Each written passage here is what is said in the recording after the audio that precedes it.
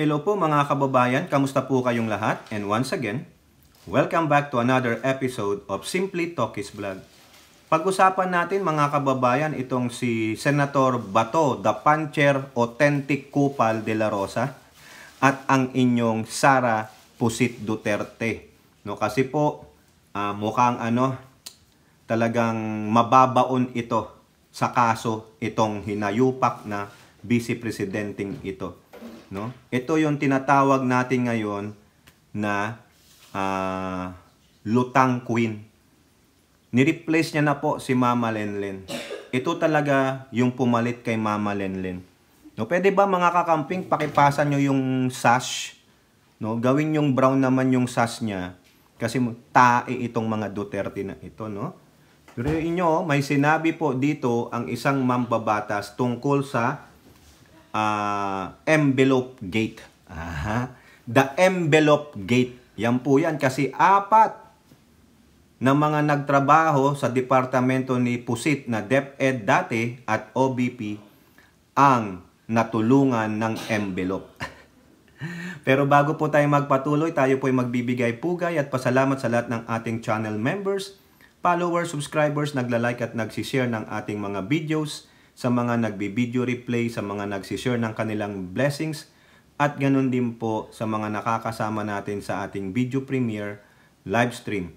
At ganun din po, special shoutout sa mga OFWs, sa mga men and women in uniform, frontliners at mga guro. At ganun din po, maraming salamat sa patuloy na mga sumusuporta sa atin, yung hindi po bumibitiw anuman ang mangyari sa ating channel. May God bless us all, God bless the Philippines, and God bless the Marcos administration. Unahin natin mga kababayan, ito pong si Bato. Talagang itong mga panahon na ito, si Bato kailangan mag-ingay. Bakit? Wala po siya sa top 12 ng senatorial candidate. Remember, re-electionist ito. Duterte minions ito. No? Dapat dito sa taong ito ibasura. Pero ngayon, ingay pa siya ng ingaw. Ngaw-ngaw po siya ng ngaw-ngaw. Para mapansin nyo siya, sabi ko nga dati, good or bad publicity is still a publicity. No? Yung una, gusto niyang awayin si Senate President Chis Escudero kasi daw po, bakit daw i-certify yung transcript nung hearing nila sa War on Drugs at ibigay sa ICC. Wala naman na daw jurisdiction ang ICC. Ang hindi naintindihan na Bato, that is a public hearing. So any public hearing, the public has the right to get it or whatever. Okay? Public documents Bato. Ano ka? Kaya ka nagagalit kasi nandoon binanggit ni Digong yung very incriminating statement na ikaw ay member ng death squad. Tanga-tanga kayo, namahika kayo ni Digong, hindi mo man lang pinay-strike out kasi takot ka kay Digong. So, hindi mo kinontra, meaning, totoo ba? Ngayon mga kababayan, sausaw na naman siya. Papa-epal talaga siya, magpapapansin siya. Kanino siya nagpapapansin? Dito po sa re-elected, re-elected ito. The comeback of the comeback. Si incoming President Donald Trump. Siya po ang nanalo sa 2024 election dito sa United States. Uupo siya ng January 20, magsiswear in yan. Siya na ang magiging 47th President. Comeback of the comeback. This will be his second term. Pero itong si Bato, nagpapaepal, nagpapapansin mga kababayan. No? Ang sabi niya sa Politico, magkaka-US visa na uli. Bato de la Rosa eager to visit America under compadre. Compadre niya pala si Trump, mga kababayan, no? Senator de la Rosa is looking forward to visiting the United States amid the looming victory of Donald Trump in the elections. De la Rosa talked about his potential US trip as he threw his support for the presidential bid of the compadre Trump. He's apparently hoping that a Trump victory may just be the key to having his visa restored. My compadre is winning the polls. I think I can visit the US of A again. Let's go, Republican. Oh, wow. Talaga naman. No? Alam nyo, itong ginagawa ni Bato, hindi lang yung pagsisip-sip kay Donald Trump. Pagsisip-sip yan, pang-akit sa mga Pilipino na maka-Trump na iboto si Bato sa senador. Marami po dito. O, yung mga dual citizen na bumuboto sa Pilipinas. Yan yon. Hindi lang yung sinasabi niya, compadre. Sa compadre mo ba si Donald Trump, si President Donald Trump? Compadre mo? Hindi naman kami na-inform. Di ba? Sino sa anak mo ang inaanak ni President Donald Trump? Paki-inform kami, no? Ang lakas talagang magkiskis ng brown starfish si Bato. Kiskis sip-sip, himod puet si Bato. Ha? Ang kapal ng mukha, mga kababayan. Wag mo kaming utuin, Bato, ha? Wag mo kaming utuin. Sino ba ang nagpawalang bisa ng bisa mo? Ha? Sino ang nagtanggal o nag-revoke ng bisa mo? Ayan o, panahon ni President Donald Trump noong 2020. Ni-revoke ang visa mo dahil nga sa war on drug ni Digong. Sino ang presidente? Si President Donald Trump. Ang kapal naman ng peslak mo tapos tatawagin mong, Tatawagin mong compadre? Sige nga, patunayan mo. Sino ang inaanak sa'yo, ng mga anak mo ni President Donald Trump? Sumisip-sip ka lang, you are ass leaking, Bato. At also, sinisip-sipan mo ang mga Filipino-American na mga buboto sa next election sa ating bansa, sa midterm election, para maingay pangalan mo? Good luck, ass leaker. Diba? Ay, come on. Kumpadre daw, mga kababayan, ang kapal talaga ng mukha. May picture pa siyang ganyan. Diba? Ayan yata yung nakalagay sa kanyang Facebook page, sabi ng politiko. Wow! Tinanggalan ka nga ng US visa eh. Siguro makakalimutin ka lang or talaga lang sumisip-sip ka kay Pangulong Trump, no? At the same time, sisip-sipan mo, no? Hahalikan mo ang mga tumbong ng mga Pilipino-American, baka sakaling iboto ka? Ikakandidato ko dito na wag kang iboto si Go, si Ipe, si Rebillame, si Bondok, at yung panyong mga kaalyado ni Digong. No, mangarap ka, Bato. Nako, ang laki mong sip-sip, ass leaker, no? 'Di ba? Come on. Sana walang maiwan na dito sa ilong mo. Sabi nga ng ating friend, no? Bakit meron kang brown dyan sa ilong mo? Di ba, mga kababayan, nakita nyo yung dating niya? Kumpadre daw niya si Trump. Hindi naman ako na-inform ni Ninong Trump. Hoy, Ninong ko si Donald Trump. Ikaw, kumpadre mo. Hindi naman ako tinawagan ni Ninong Trump, no? Kapal ng mukha mo.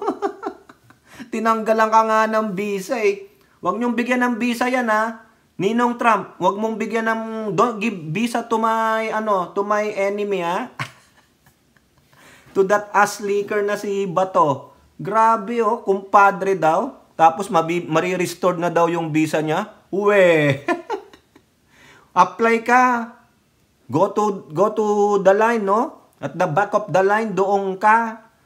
Mahiya ka naman, Bato. Kapal talaga ng mukha. Itong si Bato talaga, ang galing sumipsip, no? Siguro ano kayang ginagamit ni Bato pag sumisip-sip siya ng brown starfish, no? Ang galing eh, 'di ba? Compadre, time to visit the US of A. Nako, pag nakita kita dito, Senator Bato, ilahin kita dun sa dun kay Jose Rizal sa National City. Hilahin talaga kita dun. Tapos magpa-picture tayo, tapos iganong ko yung rebulto ni Rizal sa'yo. Bato, kiss-kiss mo yung ulo mo dito, para tumalino ka naman. Nakakahiya ka, PM mayor ka pa naman, no? Dapat yan, dinidisabaw na yan ng PMA, no? Ang kapal ng muka, mga kababayan. Ang kapal mo, Senator Bato. Isa kang, ass kisser, no? Brown starfish kisser ka. You are licking a brown starfish of President Donald Trump, no? Kapal ang kapal, mga kababayan.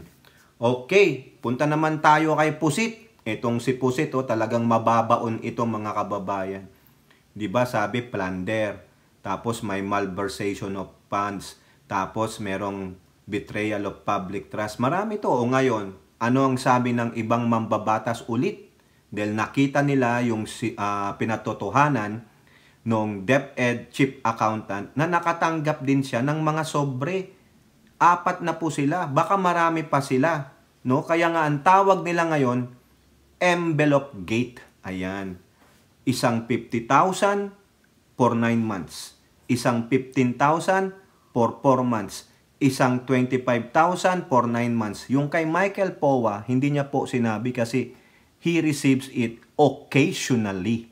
No, siguro kung may okasyon lang. No? Pero itong si Catalan, si Mercado, o Osias, buwanan hanggang umabot ng 9 months. Oo, parang pa after 9 months, manganganak na. Ibig sabihin, meron ng ipagagawa sa inyo si Pusit na kabalbalan niya. Ayan. O, eto po mga kababayan, sabi dito sa politiko, Sara Duterte violates no gift policy with cash envelopes to DepEd officials. Ayun.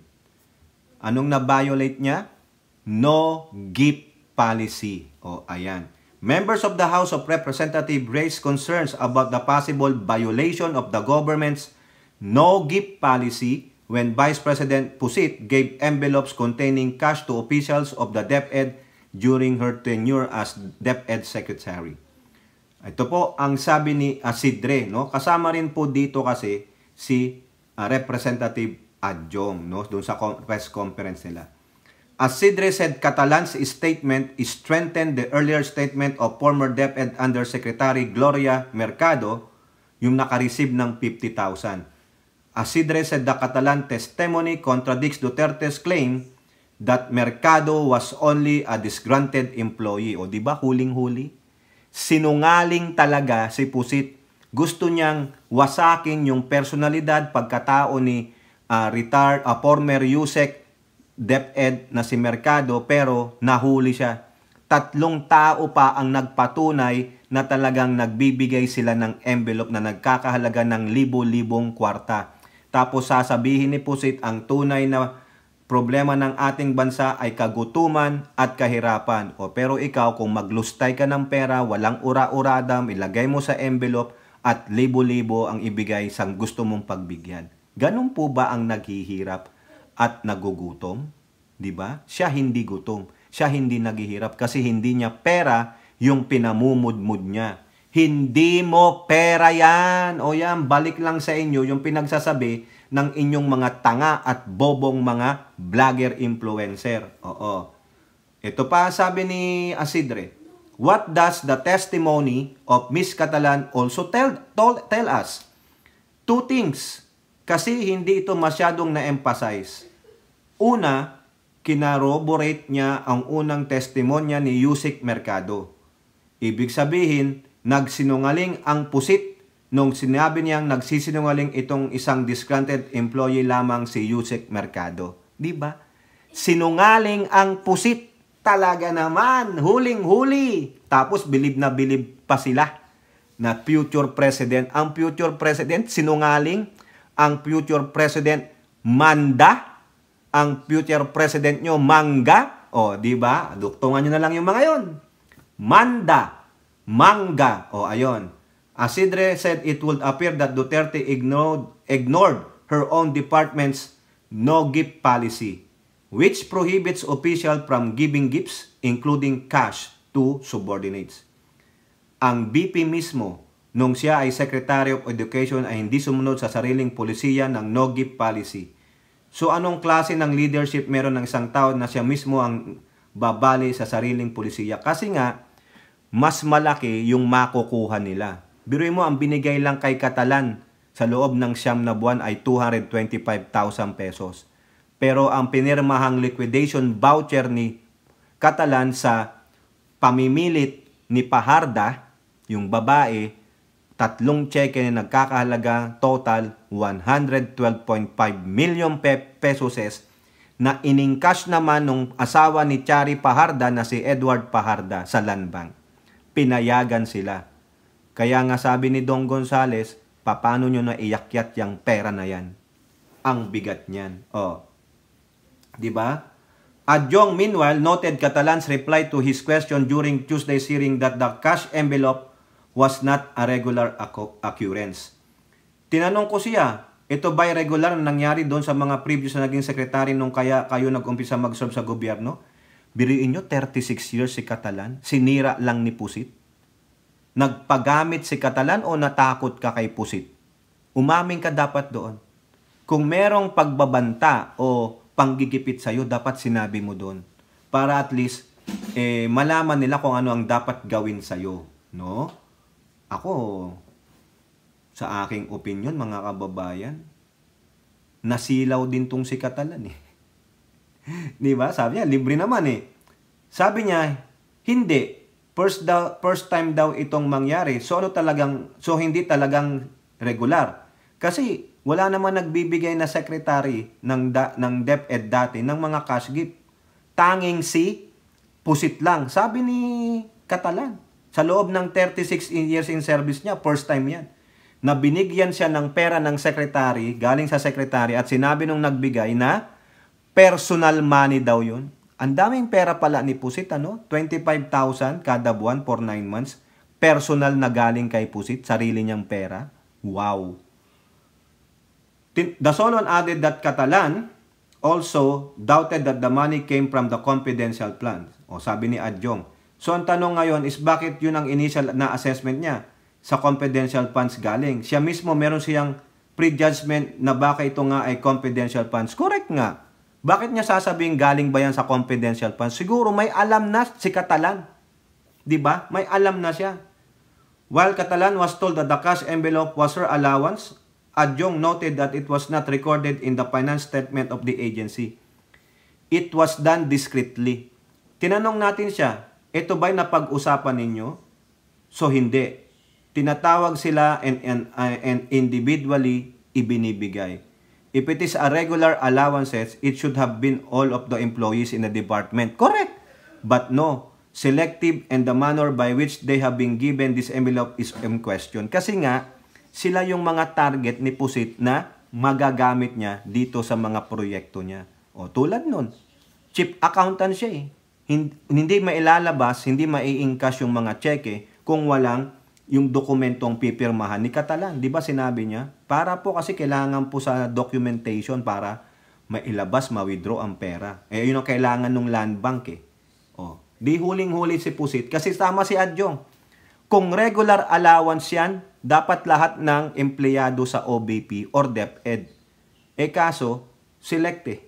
4 pa lang lumalabas eh. Baka yung 7 na pinapasabpina at pina-lookout bulletin na, baka yung mga 7 na yun nakatanggap, lalo na yung mag-asawang Paharda. O, di ba? O kayo po, mga kababayan, ano pong inyong masasabi? Comment down below and don't forget to like and share. Hope to see you in the next videos. Bye-bye. God bless.